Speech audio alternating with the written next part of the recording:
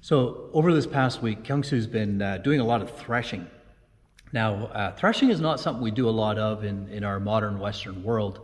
It's mostly done either in factories or maybe even as part of the actual harvesting process. I'm not sure.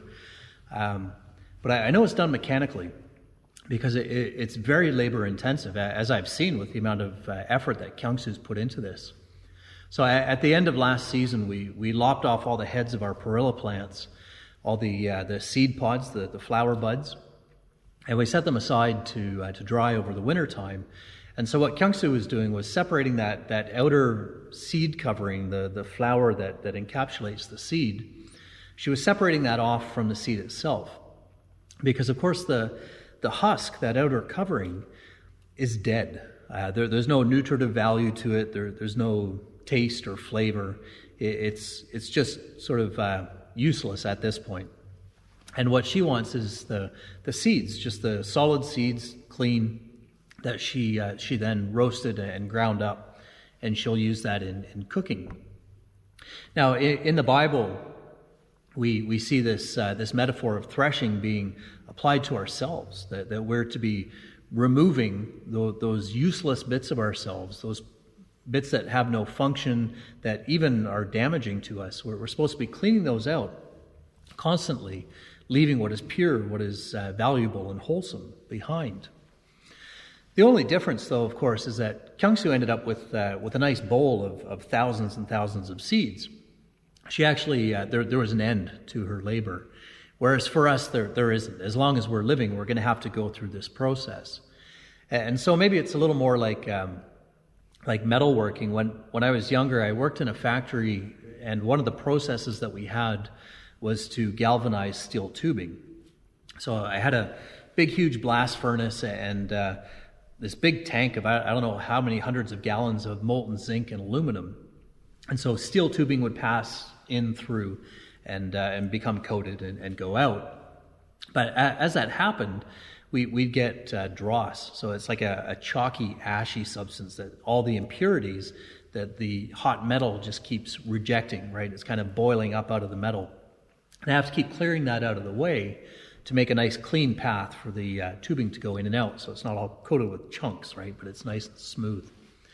And perhaps that's a more fitting analogy, because as long as the process is running, as long as we are living, we're constantly having to scrape away this dross to get rid of that which is useless. And it's a never-ending process, because as much as I clean out from my own life, there is more useless me that still keeps accumulating that I can still get rid of.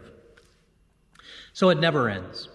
And while it seems like a wonderful thing in principle, this idea of constantly clearing away that which is either detrimental or useless,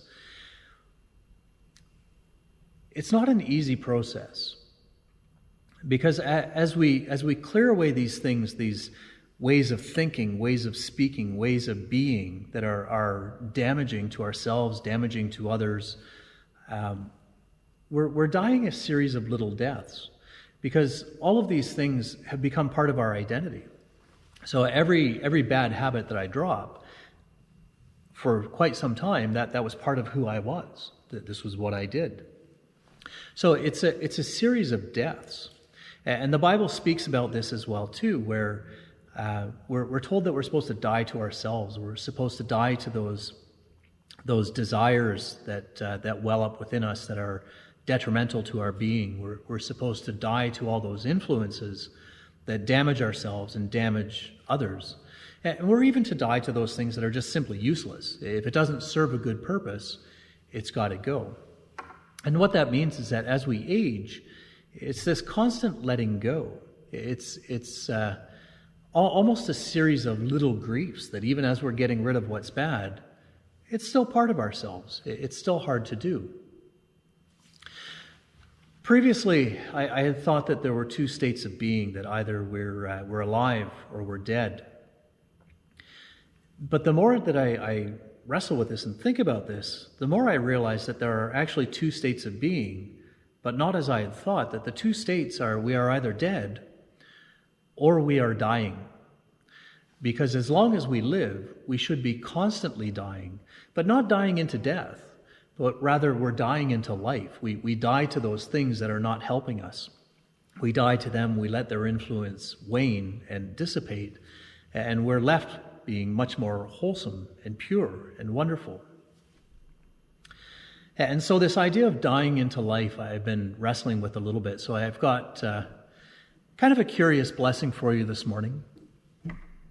That I pray that as you go about your day, that you die, and that you spend your day and the rest of your days dying into life.